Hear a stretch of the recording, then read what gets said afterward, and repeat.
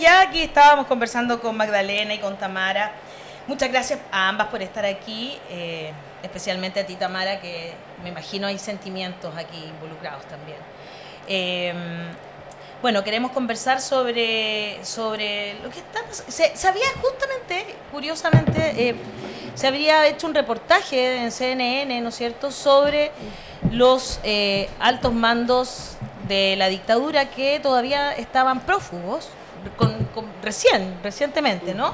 Y este señor Marcos Derpich era uno de los señores que estaba libre. Y finalmente, bueno, una vez que le avisan que ya la Corte Suprema, ¿no es cierto?, había tomado cartas en el asunto y era declarado culpable y tenía que pagar con cárcel, bueno, se quita la vida. Cuéntanos cuánto tiempo que estaban en este juicio, porque larguísimo, ¿no? Son juicios que se han alargado desde hace cuántos años ya. Bueno, este juicio empezó el año 1984, cuando se produjeron las muertes, y nunca estuvo terminado, siempre, pero estaba en la justicia militar. Perfecto. En relación a Nelson Herrera, Mario Lagos y Luciano Aedo. Y en mi caso particular lo asumí el año 2007, cuando estaba todavía en la justicia militar, y el primer desafío fue reabrir los otros casos, porque un operativo donde se asesinaron 7 personas. Exacto. Sacarlo a la justicia militar y bueno, lo logramos llevar hasta a la justicia ordinaria. Lo asumió el ministro Carlos Aldana el 2008, el 2009, y distintos casos los acumuló, y la sentencia de término salió recién el 4 de marzo de este año. Que la cantidad de años que han pasado, se siente, ¿hay una sensación de justicia a pesar de la cantidad de años que han pasado? Es muy complejo responder esa pregunta. Me imagino. En mi caso, y en el caso de muchos de los hijos e hijas de esta operación, digamos, que quedan sin sus padres a partir de esta operación, la búsqueda de verdad y justicia ha sido algo que nos ha tomado la vida entera. Y en el caso de nuestras madres o de nuestras abuelas, gran parte de ella. Y además ha sido empujada de forma muy terminante por nosotros y por nuestros abogados y abogadas. Y en ese sentido queda una sensación de la importancia que ha tenido el rol que hemos tenido que ocupar, ¿no? De que hemos tenido que empujar, de que hemos tenido que investigar, de que de alguna manera nos hemos vuelto expertos en los casos que terminaron con la vida de nuestros padres, y en reconocer, no sé, apodos, chapas, etcétera, para poder reconstruir organigramas.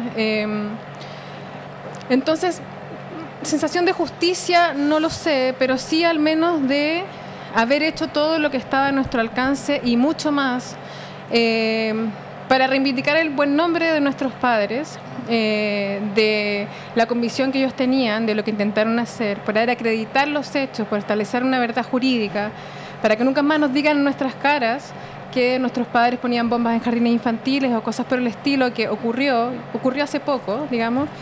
Entonces sí, había una sensación hace 2 semanas de, bueno, hicimos todo lo que pudimos y más, logramos estas condenas. Le pude contar a mi hijo y a mi hija que después de todo el trabajo que habíamos desarrollado habíamos logrado llegar a este puerto. Sin embargo, esa sensación que podría asemejarse en algo a la alegría se ve inmediatamente obnubilada por esta noticia.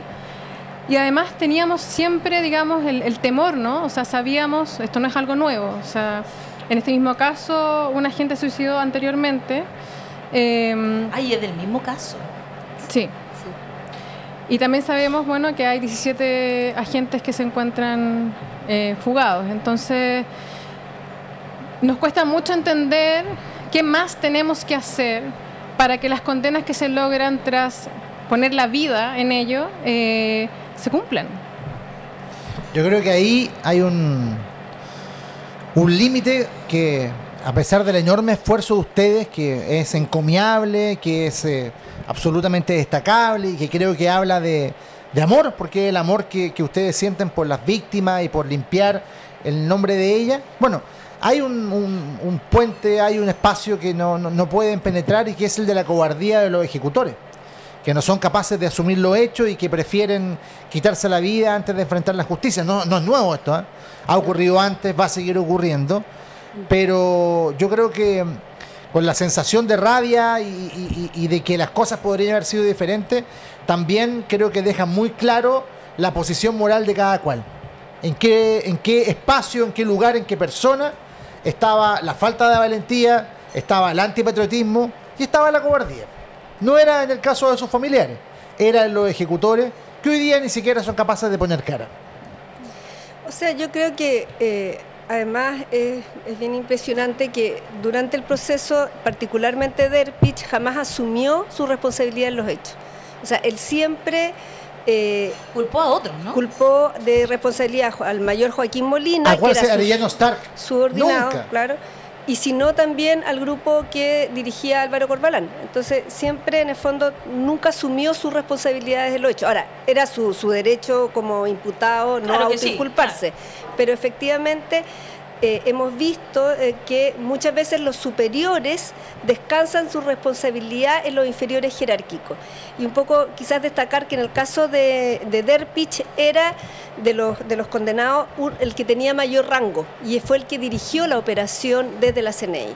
Por lo tanto, hay cierta facilidad para responsabilizar a los inferiores o a otros agentes, que en este caso eran el equipo Álvaro Corbalán, porque claro, Álvaro Corbalán tiene muchísimas condenas, entonces resulta, y efectivamente participa en los hechos también, claro, con su claro. gente. Entonces ya ya estaba hecho, responsabilidad de mando, ¿no? Claro, ¿cierto? Es una estrategia esto. O sea, yo te hablaba de Arellano Stark, responsable de la caravana de la muerte. Claro. El tipo murió sin reconocer absolutamente nada. Efectivamente. Como que a veces da la impresión que las causas que tienen que ver con derechos humanos como que se sacan de todo lo que pasa hoy día, como esta sensación de impunidad que tiene la gente con respecto, por ejemplo, a lo que estamos viendo ahora con el caso Hermosilla, etcétera, ¿no? Pero finalmente esto también es corrupción de cierta forma, ¿no? Y también corrompe, o sea, como que mina socialmente, ¿no? Nuestra credibilidad en instituciones tan importantes como el Poder Judicial y también con instituciones importantes como son las policías y los militares, ¿no?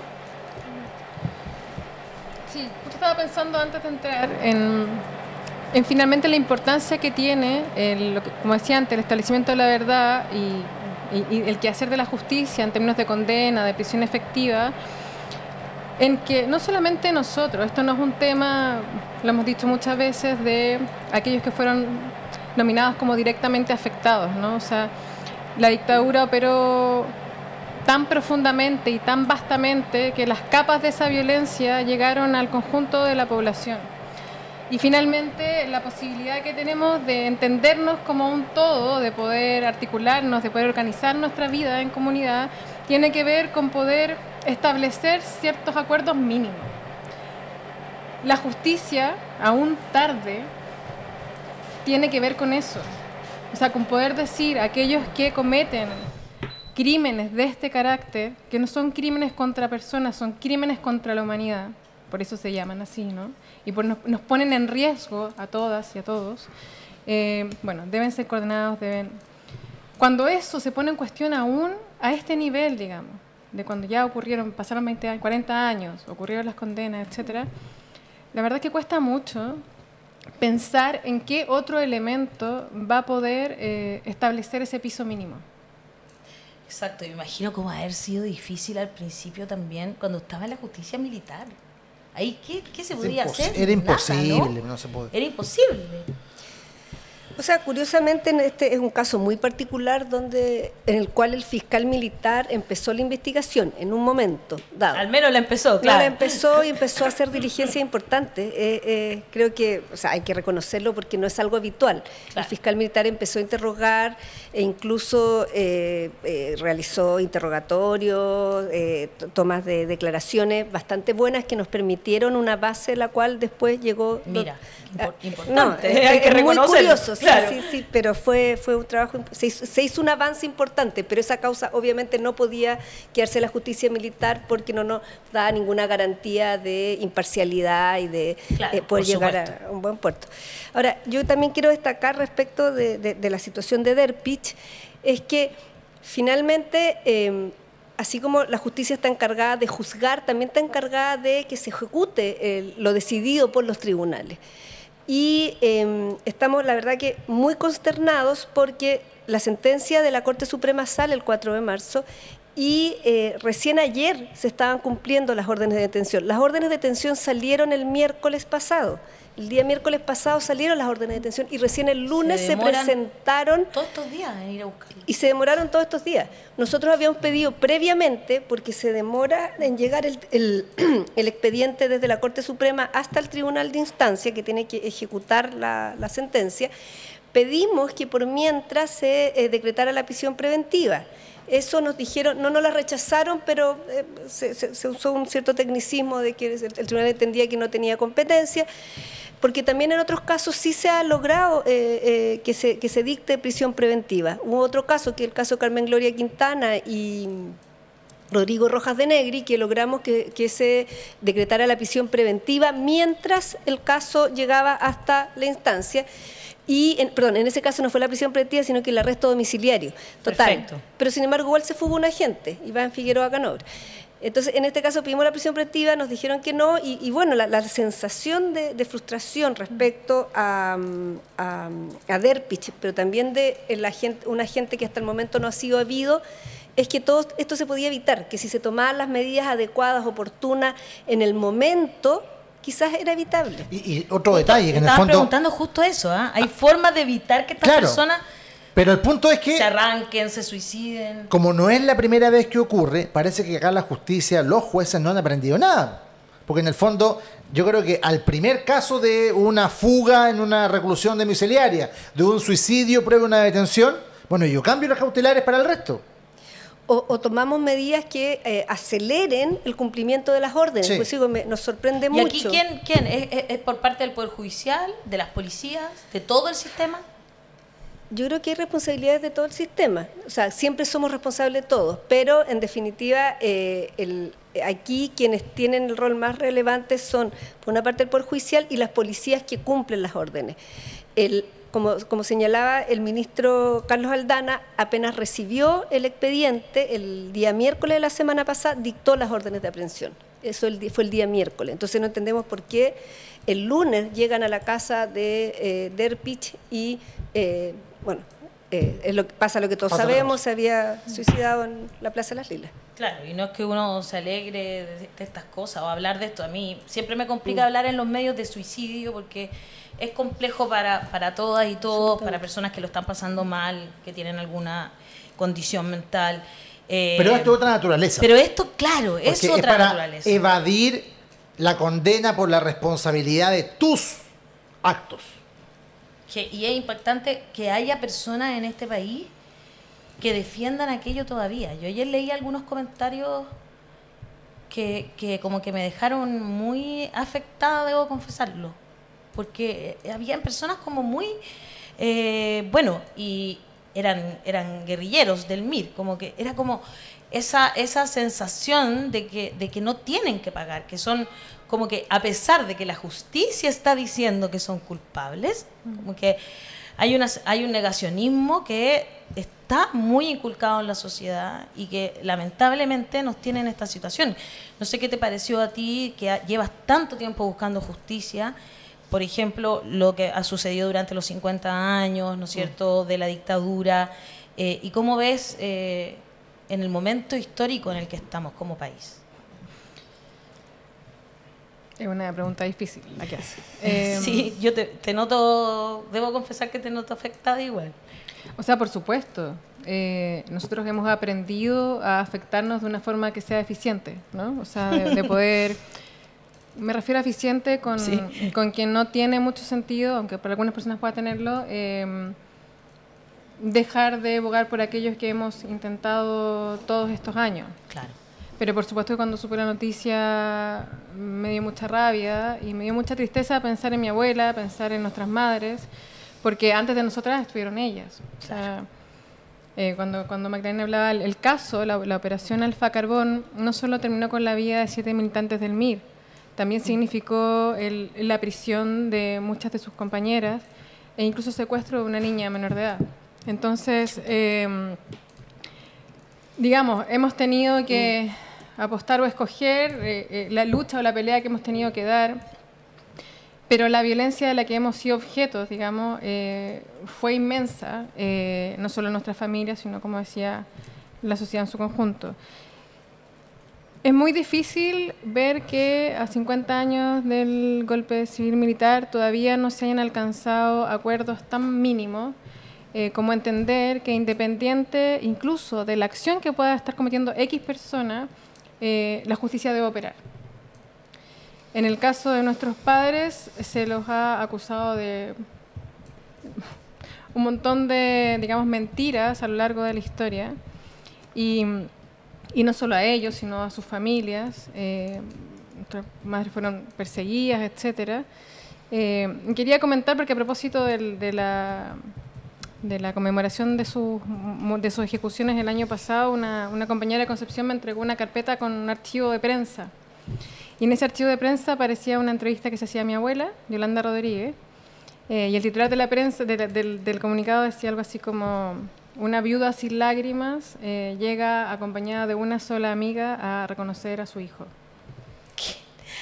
¿Qué onda? Yo tengo clarísimo que mi abuela está destrozada en ese momento, ya había perdido también a su hijo mayor, son los dos ejecutados.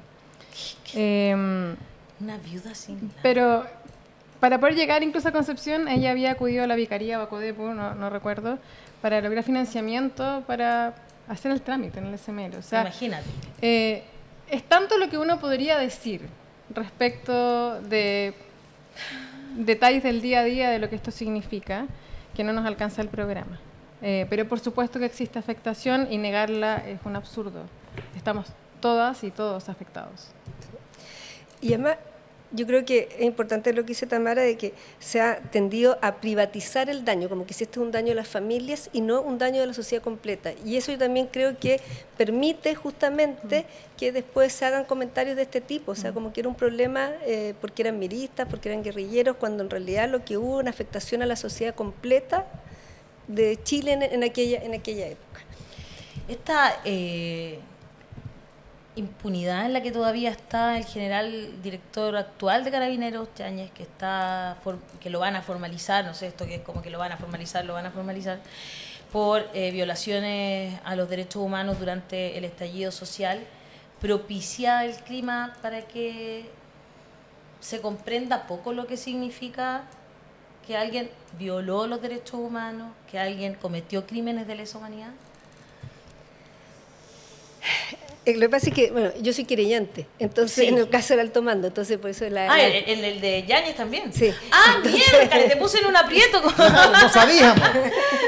Perdóname, no sabía que te iba a poner en este aprieto. No, pero, por supuesto que entiendo. Pero creo que sí, o sea, creo que justamente una de las cosas que se ha cuestionado en las situaciones de dictadura es que muchas veces se ha llegado a la condena de los responsables materiales y no de los mandos.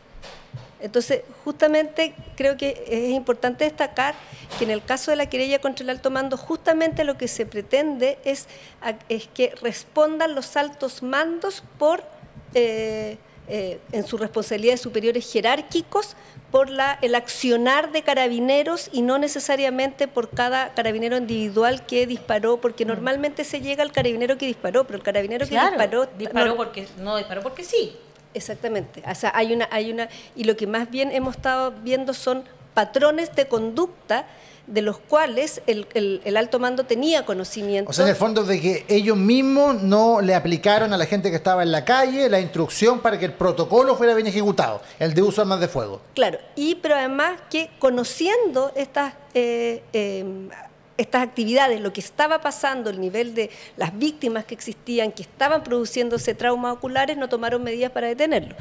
Entonces, es una discusión más larga, pero en definitiva creo que es muy importante que se le tiende a bajar como la importancia, porque se está imputando un delito de omisión, como que si el delito de omisión no fuera un delito contemplado en el Código Penal, como que si no requiriera dolo directo, como que si no requiriera conductas de parte de los funcionarios o del alto mando que omitió tomar las medidas necesarias para detener los hechos que estaban sucediendo en el estallido.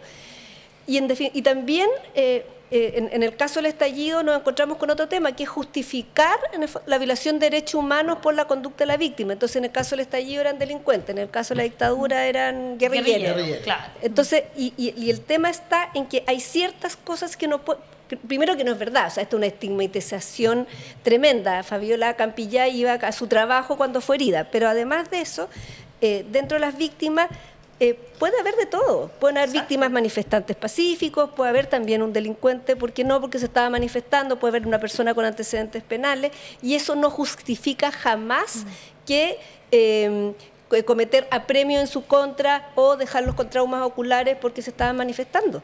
Eso no corresponde. Entonces, nadie puede torturar o apremiar a otro, es una prohibición absoluta. No puede decir, no, porque... No hay matices, no hay razones, no hay motivaciones, no hay espacio de legitimación para eso. Exactamente. Ahora, otra cosa es que en el uso de sus funciones Carabineros pueda ejercer las armas de manera razonable, proporcional a los hechos, como en el caso de la legítima defensa, que cualquier persona también, si es atacada, puede defenderse. Si nadie está diciendo que no tengan que...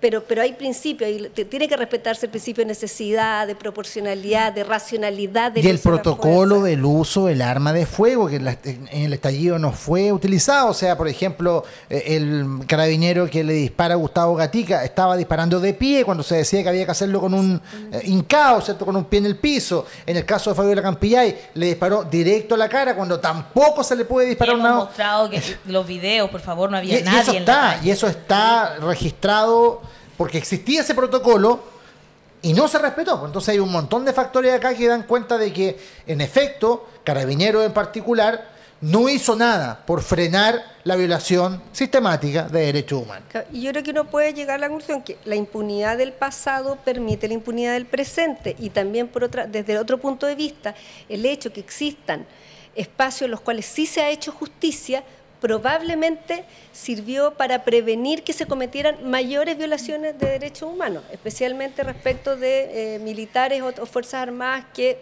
se contuvieron de participar porque sabían que otros habían sido juzgados.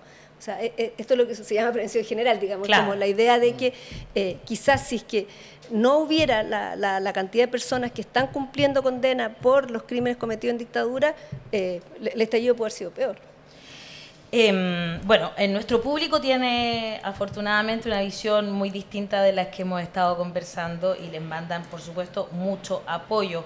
Patricio Vega dice: la saludo afectuosamente y su labor ha sido de una gran entrega y sacrificio, siempre luchando contra la impunidad y lo triste contra la indiferencia.